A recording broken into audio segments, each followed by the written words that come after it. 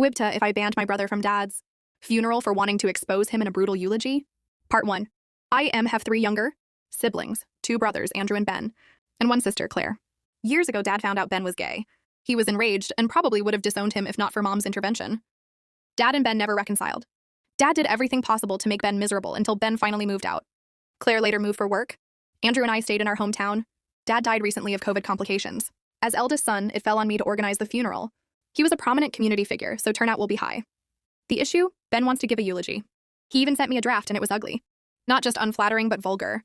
He said this was his chance to expose Dad's hypocrisy and tell everyone the abuse he suffered.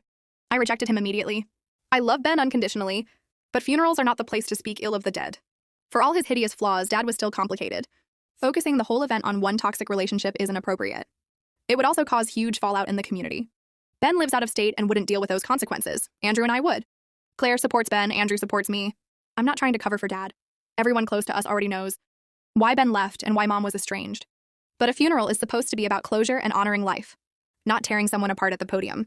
I told Ben he could share his truth anywhere else. Facebook, local obits, even conversations at the wake. But not as the official eulogy. Ben eventually backed down, but his husband told me he's still planning to cause trouble.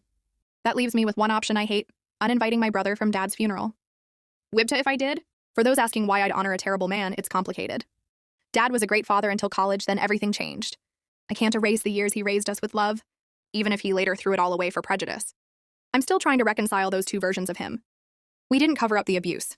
All 4 siblings and Mom have been clear to friends and family about why we distanced ourselves. Ben doesn't resent us, just Dad. Us falling out now would be exactly what Dad would have wanted. To be clear, I'm not asking Ben to stay silent forever, but letting him hijack the funeral with a vulgar eulogy that reflects worse on him than on Dad? I can't allow that.